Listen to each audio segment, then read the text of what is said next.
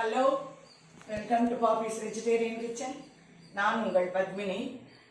இன்னைக்கு ஒரு புலாவ் தான் பார்க்க போகிறோம். நம்ம என்னென்னா யூஸ்வலாக வெஜ் புலாவ் பண்ணுவோம், காலிஃப்ளவரில் பண்ணுவோம், கேப்சிகமில் பண்ணுவோம். இந்த மாதிரி புலாவ்னா நிறைய பண்ணுவோம். இன்னைக்கு நான் வந்து ஒரு கத்திரிக்காயை வச்சு புலாவ் பண்ண போகிறேன். என்ன கத்திரிக்காயை வச்சு புலாவான்னு நினைக்காதீங்க, ரொம்ப ரொம்ப ரொம்ப டேஸ்டியாக இருக்கும். அது யூஸ்வலாக நீங்கள் எப்படி புலாவ் நிறைய பண்ணுறோமோ அதே மாதிரி கத்திரிக்காயிலையும் நம்ம கத்திரிக்காய் வாங்கி பாத் பண்ணுறோம், கத்திரிக்காய் கொசு பண்ணுறோம், கத்திரிக்காய் கூட்டு பண்ணுறோம், கத்திரிக்காய் ரசம் வாங்கி பண்ணுறோம். ஸோ அந்த மாதிரி இதுலேயும் நிறையா பண்ணுறோம். அந்த மாதிரி அந்த கத்திரிக்காயையும் புலாவ் நம்ம எப்படி ப்ரிப்பேர் பண்ணுவோமோ அதே ஒரு மெத்தடில் இதை பண்ணுறேன். நீங்கள் செய்து பாருங்கள், ரொம்ப ரொம்ப டேஸ்டியாக இருக்கும். இப்போ அதுக்கு வேண்டிய பொருட்கள் என்னென்னு பார்த்துட்டு நம்ம டக்குன்னு அந்த புலாவை ஒன் பார்ட்டில் பண்ணிடலாம். அதை வச்சுருந்து இப்போ அதுக்கு வந்து வேண்டிய என்னென்ன பொருட்கள் எடுத்துட்டுருக்கேன்னு நான் சொல்கிறேன். இப்போ இந்த கப்பில் ஆக்சுவலாக அது வந்து 100 கிராம் இருக்கும். பாசுமதி ரைஸ் வந்து நான் எடுத்துட்டு ஒரு 15லேருந்து 20 நிமிஷம் ஊற வச்சு நான் தண்ணி வடித்து வச்சுருக்கேன். இது அவ்வளோதான். அப்புறம் ஒரு 4 கத்திரிக்காய், கொஞ்சம் ஓரளவுக்கு பெரிய கத்திரிக்காயாவே 4 எடுத்து நீள வாக்கில் கட் பண்ணி வச்சுருக்கேன். இது 2 தான் இந்த புலாவுக்கு மெயினானது, பாசுமதி ரைஸும் இந்த கத்திரிக்காயும். அதுக்கப்புறம் நம்ம என்னென்னலாம் அரைக்கிறோம், என்னென்ன வந்து அதில் தாளிச்சுட்டு இதை பண்ணுறோன்னு பார்க்கலாம். ஒரு 7லேருந்து 8 சின்ன வெங்காயம். நீங்கள் சின்ன வெங்காயம் வேண்டாம்னா பெரிய வெங்காயம் வச்சுக்கலாம். சின்ன வெங்காயம் எப்போவுமே டேஸ்ட் கூடுதலாக இருக்கும். ஒரே ஒரு பெரிய தக்காளி, இது 2த்தையும் நான் கட் பண்ணி வச்சுருக்கேன். ஒரு 4 ஸ்பூன் தேங்காய், துருவின தேங்காய் எடுத்து வச்சுருக்கேன்.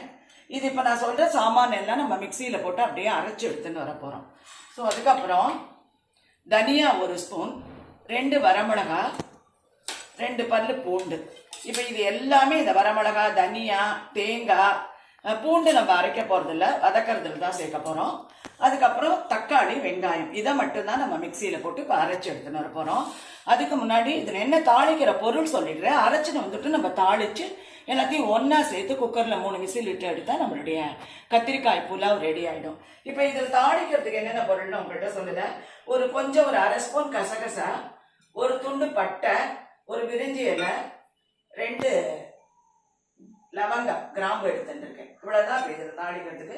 இப்போ நம்ம முதல்ல நான் சொன்ன அரைக்க வேண்டியதெல்லாம் அரைச்சி ரெடியாக நம்ம எடுத்துட்டு வந்துட்டோன்னா இப்போ இந்த தக்காளி, வெங்காயம்,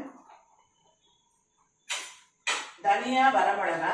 ஆக்சுவலாக புலாவுக்கு பச்சை மிளகாய் போடலாம் நீங்கள் நினைக்கலாம். கத்திரிக்காய்க்கு இந்த மிளகாய் போட்டுக்கோங்க, நல்லா இருக்கும். உங்களுக்கு அப்படி இல்லைன்னா நீங்கள் இப்போ நான் வந்து உங்கள்கிட்ட ஏற்கனவே சொன்ன மாதிரி எல்லாம் தனியா, தேங்காய், வரமிளகா எல்லாத்தையுமே போட்டு அரைச்சி எடுத்துன்னு வந்துட்டேன்னா இப்போ நம்ம தாளிக்கலாம். அதை இதுக்கு வந்து இப்போ நான் வந்து முதல்ல எண்ணெய் ஊற்றிக்கிறேன். நெய் வந்து கடைசியில் தான் நான் சேர்க்க போகிறேன். இப்போ நான் ஒரு குக்கரை வந்து ப்ரீஹீட் பண்ணிட்டு இருக்கேன். அது இப்போ நான் அதில் பட்டை, கசகசா, ஒரு விரிஞ்சி இலை, கிராம்பு எல்லாமே சேர்த்து விட்றேன். இதில் 2 பல்லு பூண்டும் சேர்த்துட்டேன். இப்போ இந்த அரைச்ச கத்திரிக்காயை நான் முதல்ல இதில் ஒரு பரட்டிக்கிறேன்.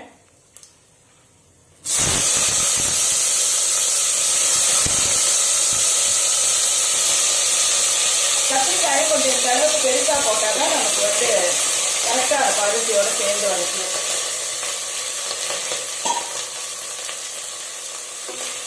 கத்திரிக்காயை கொஞ்சம் பரட்டிட்டு சால்ட் எப்போ போடணும்? சால்ட் இந்த பரட்டின்னு இருக்கும்போது இப்போ போட்டுடலாம். அரிசி எல்லாம் போட்டுச்சு, ஏன்னா எல்லாமே ஒரு 1 பார்ட்டாக தானே நம்ம பண்ணுறோம். அதனால எல்லாத்தையுமே நான் கொஞ்சம் சூடு ஜாஸ்தி ஆகிட்டு நினச்சிட்டேன். நான் திருப்பி ஆன் பண்ணிக்கிறேன். அவ்வளோதான். இப்போ வந்து இந்த ரைஸையும் இதில் நான் போட்டுடுறேன்.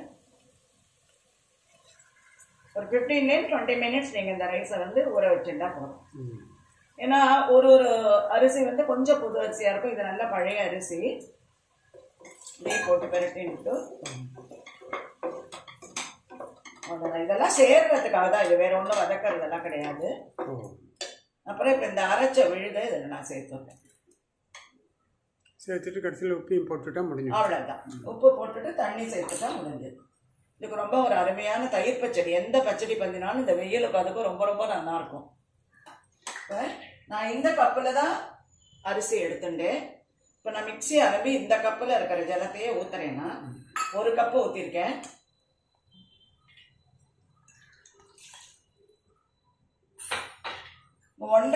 ஒன்றரைலேருந்து 1.25 ஊற்றிக்கோங்க போகிறோம். உங்கள் அரிசிக்கு தகுந்த மாதிரி. அவ்வளோதான். இப்போ நான் வந்து 1.25 கப்பு இதுக்கு ஊற்றிருக்கேன். இப்போ நான் உப்பு மட்டும் சேர்த்துட்டேன்னா நம்மளுடைய அருமையான கத்திரிக்காய் புலாவ் ரெடி ஆகிடும். இதை போட்டு குக்கர் மூடி ஒரு 3 விசில் விடலாமா? ஆமாம். உப்பு வந்து உங்கள் தேவைக்கு பார்த்து போட்டுக்கோங்க. உப்பு காரமெல்லாம் ஒரு வீட்டுக்குள்ளேயே ஒருத்தருக்கும் மாறுபடும்.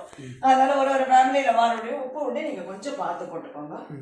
நான் ஒரு உத்தேசமாக போட்டுருக்கேன். ஏன்னா இதெல்லாம் இந்த நாள்லாம் எங்களுக்கு அளவு சொல்லியே தெரியவே தெரியாது. திட்டமாக தான் போட்டுட்டு இருப்போம். பட் இப்போ எல்லாருக்கும் அளவு தேவைப்படுறதுனால அந்த மாதிரி நான் அளவு சொல்றேன். அவ்வளோதான். இப்போ நம்மளுடைய புலாவுக்கு எல்லாம் ரெடி ஆகிடுது. நான் அடுப்பை வந்து பெருசாக பண்ணிட்டு குக்கரை மூடிடுவேன். எத்தனை விசில் கணக்கு? 3 விசில். 3 விசில் வந்த உடனே ஆஃப் பண்ணிட்டு ப்ரெஷர் அடிக்கணும்னா நம்ம எடுத்து பார்க்கலாம். பார்க்கும்போது அருமையான ஒரு கத்திரிக்காய் புலாவ் ரெடி ஆகிடும். ஓகே. இப்போ நம்ம எல்லாமே சேர்த்து இந்த குக்கரில் போட்டிருந்தோம். 3 விசில் வச்சு நான் ஆஃப் பண்ணிட்டு இது ஸ்டீம் அடங்கி எடுத்து இப்போ நம்ம இதை எடுத்துட்டு அருமையான ஒரு கத்திரிக்காய் புலாவ் எவ்வளோ அழகாக ரெடியாக இருக்குன்னு பார்க்கலாம். இங்கே குக்கர் இருக்கும்போதே வாசனையாக இருக்குன்னு சொல்லி அது எப்படி ஏன் வரும்? வாசனை மேலே வரும். அருமையாக இப்போ இது ரெடி ஆகிடுது. இதுக்கு நான் கொஞ்சம் இப்போ நெய் சேர்க்குறேன். இப்போ தான் முதல்ல நான் நெய் போடலை. இப்போ தான் நான் நெய் போடுறேன் இதுக்கு. அவ்வளோதான். 2 ஸ்பூன் தான் வாங்கியிருக்கு. பார்ப்போம். ரொம்ப அழகாக ரெடி ஆகிடுது. கொஞ்சம் சூடாக இருக்குது. அதை நம்ம ஆறி எடுத்தோம்னா இன்னும் கொஞ்சம் உடையாமல் அழகாக எடுக்கலாம். நல்லாவே வந்திருக்கு. கொஞ்சம் கொத்தமல்லி இதுக்கு சேர்த்துடலாம். ட்ரான்ஸ்ஃபர் பண்ணலையா? ஆமாம், ட்ரான்ஸ்ஃபர் பண்ணுறேன். அதோட நான் இதுக்கு வந்து தக்காளி இதுதான் பண்ணியிருக்கேன், பச்சடி. நீங்கள் வெள்ளரிக்காய் இது வேணால் பண்ணிக்கலாம், வெங்காயம் எது உங்களுக்கு இஷ்டமாக பண்ணிக்கலாம். நான் எனக்கு தக்காளி பச்சடி பண்ணி நம்ம வீட்டில் அதிகமாக விரும்பக்கூடிய பச்சடி பண்ணிட்டேன். ரைட். அவ்வளோதான். இப்போ இதை நம்ம வந்து குக்கரில் கொஞ்சம் ஆறினா இன்னுமே நல்லா வரும். அருமையான ஒரு புலாவ் ரெடி ஆகிடுது. கத்திரிக்காய் புலாவ் ரொம்ப அருமையாக ரெடி ஆகிருக்கு. அதோட இன்னைக்கு தக்காளி தயிர் பச்சடி ரெடி ஆகிடுது. உங்களுக்கு ரொம்ப ரொம்ப பிடிச்சது. அதாவது கத்திரிக்காய் பிரியர்களுக்கு கத்திரிக்காய் எப்படி பண்ணினாலும் ரொம்ப பிடிக்கும். கத்திரிக்காய் ரொம்ப நல்லதுன்னு மேலே எல்லா இடத்துலையும் நான் தான் படிச்சிருக்கேன். எந்த வெஜிடபிள் எல்லா வெஜிடபிளும் நல்லதுன்னு தான் சொல்கிறேன். கத்திரிக்காய் வந்து பல நன்மைகள் சொல்கிறோம், இன்க்ளூடிங் ஸ்கின்னுக்கே நல்லதுங்க. முதல்ல ஸ்கின்னுக்கு கூடாதுன்னு நம்ம நினச்சிக்கிட்டே இருந்தோம். ஆமாம். ஸோ அந்த விதத்தில் இன்னைக்கு ஒரு அருமையான ஒரு கத்திரிக்காய் புலாவ் நம்ம ரெடி பண்ணியிருக்கோம். இதை நீங்கள் நிச்சயமாக செய்து பாருங்க. என்னடா கத்திரிக்காய் புலாவ் அப்படின்னு யோசிக்காதீங்க. இதை நீங்கள் செய்து பார்த்தீங்கன்னா ரொம்ப ரொம்ப சிம்பிளாகவும் எல்லா புலாவும் செய்கிற மாதிரி செய்கிறோம். கத்திரிக்காய் பிரியர்களுக்கு நான் திருப்பியும் சொல்கிறேன், இது ரொம்ப ரொம்ப அருமையான ஒரு புலாவ் டிஷ். இது இந்த அருமையான ஒரு கத்திரிக்காய் புலாவ் நீங்கள் செய்து பார்த்துட்டு உங்களுடைய ஃபீட்பேக் சொல்லுங்க. உங்களுடைய லைக் கமெண்ட்ஸ் எல்லாத்தையும் கொடுங்க. அடுத்த ஒரு ட்ரெடிஷ்னல் வீடியோ, கத்திரிக்காய் ட்ரெடிஷ்னல் ஒன்று தான், எந்த வேணால் பண்ணலாம். அதில் அந்த ட்ரெடிஷ்னல் அடுத்த ஒரு ட்ரெடிஷ்னல் வீடியோவில் உங்களை